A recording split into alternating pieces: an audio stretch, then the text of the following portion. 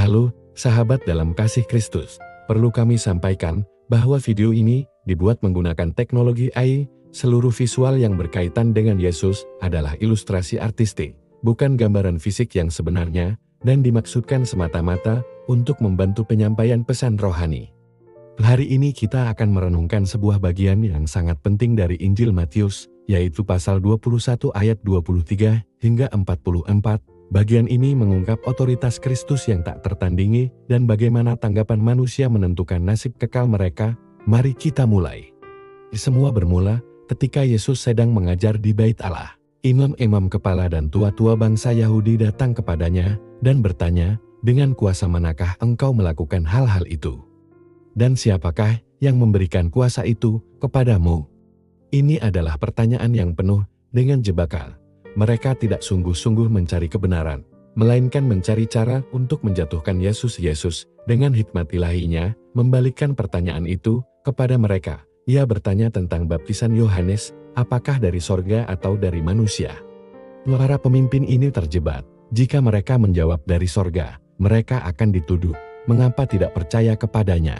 Jika mereka menjawab dari manusia, mereka takut kepada orang banyak yang menganggap Yohanes seorang nabi. Akhirnya, mereka memilih jalan yang aman namun penuh dengan kepalsuan. Mereka menjawab, "Kami tidak tahu." Jawaban ini menyingkapkan ketidaktulusan hati mereka. Mereka tahu kebenarannya, tetapi mereka menolaknya demi menjaga posisi dan reputasi mereka. Setelah mengungkap ketidakjujuran mereka, Yesus melanjutkan dengan sebuah perumpamaan yang menusuk hati, perumpamaan dua anak, yang tercatat dalam Matius 21 ayat 28 hingga 32. Seorang ayah meminta kedua anaknya untuk bekerja di kebun anggur. Anak pertama dengan tegas berkata, "Tidak mau," tetapi kemudian ia menyesal dan pergi juga. Anak kedua dengan sopan menjawab, "Ya Bapa," tetapi ia tidak pergi. Yesus kemudian bertanya kepada para pemimpin itu, siapakah di antara kedua orang itu yang melakukan kehendak ayahnya? Mereka terpaksa menjawab. Yang pertama. Yesus lalu menjelaskan artinya. Anak pertama, yang awalnya menolak, tetapi kemudian bertobat, melambangkan para pemungut cukai dan perempuan-perempuan sundal. Mereka adalah kaum yang dianggap pendosa oleh masyarakat. Tetapi ketika mereka mendengar pemberitaan Yohanes Pembaptis dan Yesus, mereka bertobat dan percaya. Mereka melakukan kehendak Bapa. Sebaliknya, anak kedua, yang berkata ya tetapi tidak melakukan, melambangkan para pemimpin agama Yahudi itu sendiri. Mereka memiliki pengetahuan tentang Taurat. Mereka terlihat saleh di luar, tetapi hati mereka jauh dari Allah.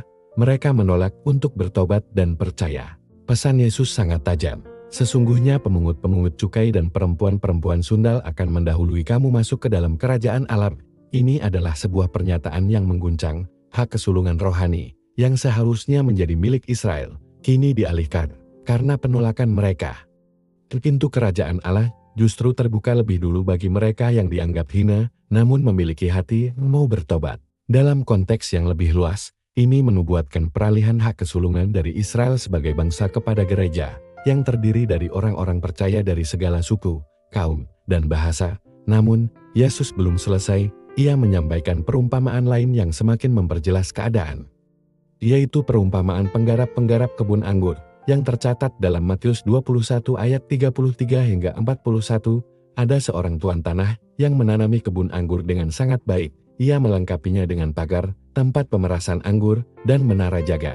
Kebun ini melambangkan Israel, bangsa pilihan Allah, yang telah ia persiapkan dengan segala berkat dan perlindungan. Tuan tanah itu adalah Allah sendiri. Ia kemudian menyewakan kebun itu kepada para penggarap, yang melambangkan para pemimpin Israel, imam-imam, ahli Taurat, dan tua-tua. Ketika tiba musim panen, sang tuan tanah mengutus hamba-hambanya untuk mengambil bagiannya. Hamba-hamba ini adalah para nabi yang diutus Allah dari zaman ke zaman untuk mengingatkan dan memanggil Israel kembali kepadanya. Namun, apa yang dilakukan para penggarap itu? Mereka menangkap hamba-hamba itu, yang seorang mereka pukul, yang lain mereka bunuh, dan yang lain lagi mereka lempari dengan batu. Ini adalah gambaran tragis sejarah Israel yang berulang kali menolak dan menganiaya nabi-nabi Allah. Sang tuan tanah tetap sabar. Ia mengutus hamba-hamba lain, lebih banyak dari yang semula, tetapi mereka diperlakukan sama. Akhirnya, ia berkata, "Aku akan mengutus anakku yang kekasih. Tentulah ia akan mereka segani." Anak ini, tentu saja, adalah Yesus Kristus, Sang Putra Tunggal Allah. Namun, ketika para penggarap melihat Sang Anak, mereka bersekongkol, "Ia adalah ahli waris, mari kita bunuh dia, supaya warisannya menjadi milik kita." Lalu mereka menangkapnya, melemparkannya keluar kebun anggur, dan membunuhnya.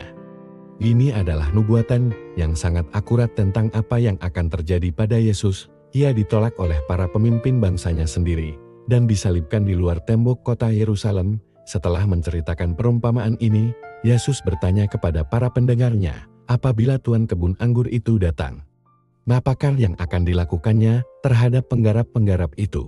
Mereka menjawab tanpa sadar sedang menghakimi diri mereka sendiri. Ia akan membinasakan orang-orang jahat itu dan akan menyewakan kebun anggurnya kepada penggarap-penggarap lain yang akan memberikan hasilnya pada waktunya. Jawaban mereka benar, dan Yesus menegaskannya. Penolakan terhadap Sang Anak membawa konsekuensi yang mengerikan. Pada titik inilah, Yesus membawa mereka ke puncak pesannya, yaitu dirinya sendiri sebagai batu penjuru. Dalam Matius 21 ayat 42, Yesus mengutip langsung dari Mazmur 118 ayat 22 hingga 23, "Belum pernahkah kamu baca dalam kitab suci, batu yang dibuang oleh tukang-tukang bangunan telah menjadi batu penjuru? Hal itu terjadi dari pihak Tuhan, suatu perbuatan yang ajaib di mata kita."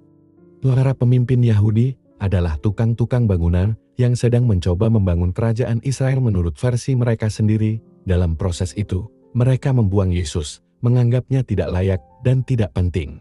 Namun, justru batu yang mereka buang inilah yang telah Allah tetapkan menjadi batu penjuru, batu fondasi yang paling utama dalam seluruh bangunan rohani Allah. Tanpa Kristus, tidak ada bangunan yang dapat berdiri. Para rasul kemudian menggemakan kebenaran ini dalam Kisah Para Rasul 4 ayat 11.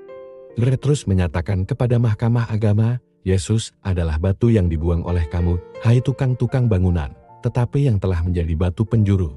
Rasul Petrus juga menulis dalam suratnya di 1 Petrus 2 ayat 7, "Karena itu bagi kamu yang percaya, ia mahal. Tetapi bagi mereka yang tidak percaya, batu yang telah dibuang oleh tukang-tukang bangunan, telah menjadi batu penjuru, juga telah menjadi batu sentuhan dan suatu batu sandungan." Kristus adalah pusat dari segalanya bagi mereka yang percaya. Ia adalah batu penjuru yang berharga, dasar dari keselamatan dan kehidupan kekal. Namun, bagi mereka yang tidak percaya dan menolaknya, ia menjadi batu sandungan, penyebab kejatuhan mereka. Akhirnya, Yesus menyampaikan kesimpulan yang tak terhindarkan dalam Matius 21 ayat 43 hingga 44. "Disebab itu, Aku berkata kepadamu, bahwa kerajaan Allah akan diambil daripadamu, dan akan diberikan kepada suatu bangsa yang akan menghasilkan buah kerajaan itu." Bangsa di sini bukanlah bangsa dalam pengertian etnis, melainkan gereja umat tebusan Allah yang terdiri dari orang Yahudi dan non-Yahudi yang percaya kepada Kristus dan menghasilkan buah-buah roh. Kemudian, Yesus memberikan peringatan terakhir yang sangat serius, "Dan barang siapa jatuh ke atas batu itu, ia akan hancur. Dan barang siapa ditimpa batu itu, ia akan remuk." Ada dua kemungkinan nasib bagi mereka yang berhadapan dengan Kristus, Sang Batu. Pertama, jatuh ke atas batu itu. Ini menggambarkan orang-orang yang tersandung oleh Kristus dalam hidup ini.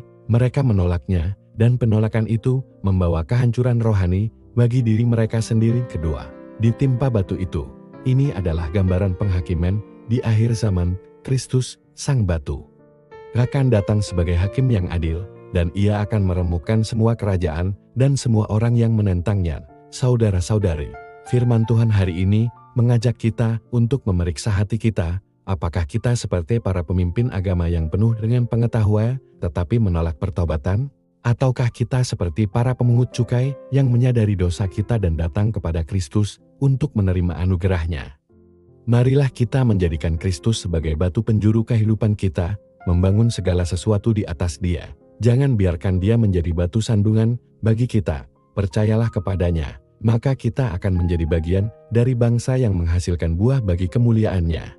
Ya, terima kasih telah bergabung dalam renungan hari ini. Kiranya Tuhan memberkati kita semua. Sampai jumpa di video selanjutnya.